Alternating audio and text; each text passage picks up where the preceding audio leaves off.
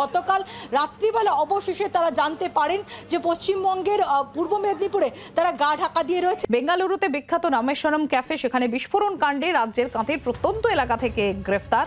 টানা তল্লাশির পর অবশেষে এনআইএ জালে দুই মাস্টার মাইন্ড মুজাফির হোসেন সাজিব ও আব্দুল মতিন তাহা নামে সন্দেহভাজনকে গ্রেফতার করে কেন্দ্রীয় তদন্তকারী সংস্থার। বেশ কয়েক মাস ধরে পলাতক অভিযুক্তদের খুঁজছিল এনআইএ। অবশেষে কাঁথির কাছ থেকে সন্দেহভাজনদের গ্রেফতার করে এনআইএ। আত্মগোপন করে কাঁথিতে ওই সন্দেহভাজনরা গা ঢাকা দেয় বলে কেন্দ্রীয় তদন্তকারী সংস্থা সূত্রে খবর। বেঙ্গালুরু বিখ্যাত রামেশ্বরম ক্যাফে, সেই রামেশ্বরম ক্যাফেতে বিস্ফোরণ কাণ্ডে রাজ্যের কাঁথি প্রত্যন্ত এলাকা থেকে গ্রেফতার। টানা তল্লাশির পর অবশেষে এনআইএ জালে দুই মাস্টার মাইন্ড এবং এই ধৃত দুজনে জঙ্গি যোগও উঠে আসছে। এর পাশাপাশি আপনাদের জানাই মুজাফির হোসেন সাজিব এই আইডি বহন করে নিয়ে গিয়েছিল এবং আব্দুল মতিনই হচ্ছে এই ব্লাস্টের মাস্টার মাইন্ড বলে জানা যাচ্ছে। বেশ কয়েক মাস ধরে এই পলাতকদের খুঁজছিল কেন্দ্রীয় তদন্তকারী সংস্থা এনআইএ এবং অবশেষে কাঁথির কাছে একটা প্রত্যন্ত জায়গা থেকে, প্রত্যন্ত এলাকা থেকে এই দুজনকে সন্দেহভাজনকে গ্রেফতার করে এনআইএ। আত্মগোপন করে কাঁথিতে ওই সন্দেহভাজনরা গা ঢাকা দেয় বলে কেন্দ্রীয় তদন্তকারী সংস্থা সূত্রে খবর। কাঁথি থেকে তারা একবার দীঘাতেও যায়, দীঘা থেকে আবারও তারা কাঁথিতে ফিরে আসে বলে কিছুক্ষণ আগেই আমাদের প্রতিনিধিরা আপনাদেরকে জানাচ্ছিল।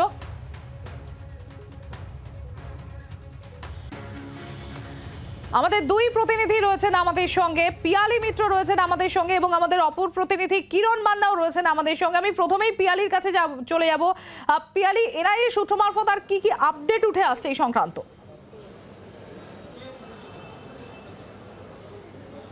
দেখো কিভাবে এই সাফল্য এলো, সেক্ষেত্রে যেটা এনআইএ সূত্র থেকে আমরা জানতে পারছি যে 1 মার্চ ব্যাঙ্গালোরে যখন এই বিস্ফোরণ হয়, তারপরে তদন্তকারী অফিসাররা যারা অ্যাকিউজ রয়েছে তাদের আইডেন্টিটি ফিক্স আপের চেষ্টা করছিল এবং সিসিটিভি সূত্র ধরে বেশ কিছু ছবি তাদের সামনে আসে এবং এই ঘটনায় সবথেকে প্রথম তাদের সাফল্য আসে গত 27 মার্চ। তারা প্রথম মোজাম্মেল শরীফ বলে একজনকে গ্রেপ্তার করে এবং তাকে গ্রেপ্তার করার পর তারা যেটা জানতে পারে এই মোজাম্মেল শরীফই কিন্তু এই যে দুজন যারা মাস্টার মাইন্ড হিসেবে উঠে আসছে, আব্দুল মতিন এবং তার সঙ্গে সঙ্গে এই মুজাফির, এই দুজনকে যাবতীয় লজিস্টিক সাপোর্ট কিন্তু দিচ্ছিল। তারা কোথায় এই বিস্ফোরণের পর কোথায় কোথায় গা ঢাকা দিয়ে থাকবে এবং সেখানে তাদের থাকার বন্দোবস্ত করে দেওয়া, সেই লজিস্টিক সাপোর্ট কিন্তু এই মোজাম্মেল শরীফ করে দিয়েছিল এবং মোজাম্মেল শরীফকে গ্রেপ্তার করার পর তারা এই তথ্য পায় এবং এই দুজন যে পশ্চিমবঙ্গে লুকিয়ে রয়েছে সেই সংক্রান্ত তথ্য প্রথম ইনপুট সেন্ট্রাল আইবির কাছে আসে। সেন্ট্রাল আইবি, এনআইএ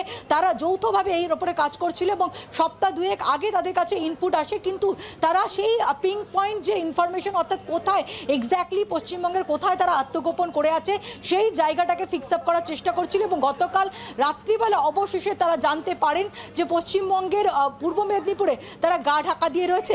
এরপরেই তারা জেলা পুলিশের সঙ্গে যোগাযোগ করে, জেলা পুলিশের সহযোগিতা নিয়ে যৌথ একটা অভিযান চালানো হয় এবং সেই যৌথ অভিযানে একজন যে মাস্টার মাইন্ড যাকে বলা হচ্ছে, অর্থাৎ এই বেঙ্গালুরু রামেশ্বরম ক্যাফেতে কিভাবে বিস্ফোরণ ঘটানো হবে, সেই বিস্ফোরণের যে আইডি সেটাকে সেখানে প্ল্যান করবে, কবে সেই বিস্ফোরণ ঘটানো হবে এবং তারপর সেখান থেকে পালিয়ে কোথায় কোথায় তারা আত্মগোপন করবে, এই যে পুরো ব্লুপ্রিন্টটা সেটা কিন্তু আব্দুল যে তহা সে করেছিল। পাশাপাশি যে আইডিটা যেটা ইমপ্ল্যান্ট করার কাজ সেটা কিন্তু মুজাফির করেছিল। এই দুজনকেই কিন্তু হন্ডে হয়ে এনআইএর তদন্তকারী অফিসাররা খুঁজছিল, যাদের মাথার দাম 10 লক্ষ টাকা করে ঘোষণা করা হয়েছিল। যেটা আমরা জানতে পারছি যে বেশ কিছুদিন আগে, অন্তত 15 থেকে 20 দিন আগে কিন্তু এই দুজন এই রাজ্যে পালিয়ে আসে এবং তারা পূর্ব মেদিনীপুরেই থাকছিল এবং শুধুমাত্র তাই নয়, আইডেন্টিটি বদল করে তারা থাকছিল, অর্থাৎ যেহেতু তাদের একাধিক নাম প্রকাশ করা হয়েছিল, তাদের অরিজিনাল নামের সাথে সাথে যে সমস্ত বাকি অন্যান্য ওরফে যে সমস্ত নামগুলো জুনেদ কখনো অন্যান্য নাম নিয়ে তারা পালিয়ে বেড়াচ্ছিল, নাম নিয়ে আত্মগোপন করছিল, সেই নামের বদলে একেবারে হিন্দু নাম নিয়ে তারা আইডেন্টিটি প্রুফও তৈরি করেছিল, একজন একটা ড্রাইভিং লাইসেন্সও তৈরি করেছিল বলে আমরা জানতে পারছি। এই রকম ফেক আইডি প্রুফ বানিয়ে তারা এ রাজ্যে থাকছিল বলে জানা যাচ্ছে এবং যেটা জেলা পুলিশ জানাচ্ছে যে গতকাল তাদের কাছে খবর আসার পর 2 ঘন্টার মধ্যে তারা জেলা পুলিশের সহযোগিতা তারা দেয় এনআইএ কে এবং এনআইএ তদন্তকারী অফিসাররা অবশেষে তাদেরকে গ্রেফতার করতে পেরেছে। এই জায়গাটায় আসবো, পূর্ব মেদিনীপুরের এসপি তিনি সাংবাদিক বৈঠক করেছেন, সৌম্যদীপ ভট্টাচার্য, তিনি ঠিক কি বলেছেন পিয়ালি তুমি আমাদের সঙ্গে থাকো, একবার শোনাবো আপনাদের।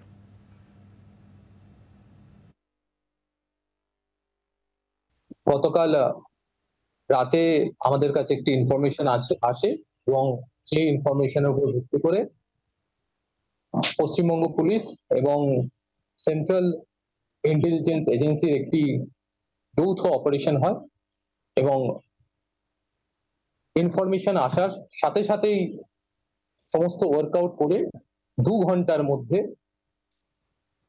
যে রামেশ্বরম ব্লাস্ট কেস আছে তার 2 জন অভিযুক্তকে গ্রেপ্তার করা হয়। পূর্ব মেদিনীপুরে এসপি সৌমদীপ ভট্টাচার্যের বক্তব্য আমরা শুনলাম। আমি একবার কিরণের কাছে চলে যাবো। কিরণ, বেশ কয়েকদিন থেকে এই 2 অভিযুক্ত তারা পূর্ব মেদিনীপুরেই লুকিয়েছিল, এক জায়গায় নয়, তারা বিভিন্ন জায়গায় ঘুরে বেরিয়েছে। তুমি একটু আগেও বলছিলে কাঁথিতে শুধু না, কাঁথি থেকে তারা দীঘাতেও যায় এবং কাঁথির এই প্রত্যন্ত জায়গা থেকে তাদেরকে গ্রেফতার করা হয়। তারা নাম পাল্টেও ছিল। তো কিরণ, আর কি কি তথ্য উঠে আসছে?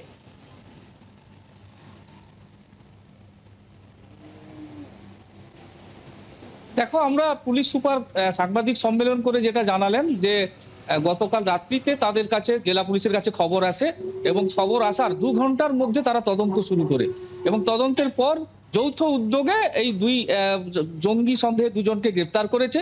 মুসাফির হোসেন সাহেব এবং আব্দুল মাতিম এই 2 জনকে সন্দেহভাবে গ্রেপ্তার করা হয়, সন্দেহজনকভাবে। এবং যেটা জানাচ্ছেন সবই তদন্তের স্বার্থে এনআইএ বা সেন্ট্রাল এজেন্সি সবকিছু বলবে।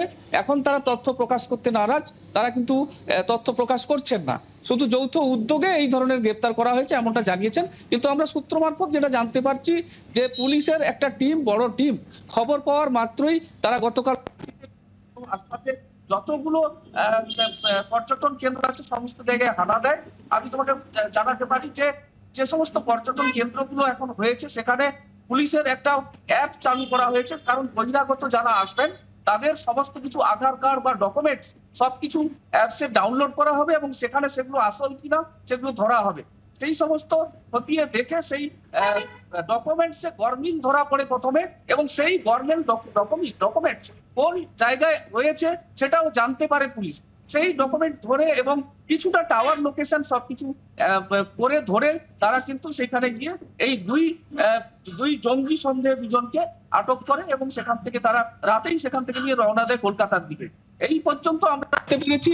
এখন তদন্তের স্বার্থে এখন পর্যন্ত লোকেশন এখনো বলা হচ্ছে না, তবে খুব শীঘ্রই লোকেশন জানিয়ে দেওয়া হবে এমনটা পুলিশ সুপার জানিয়েছেন।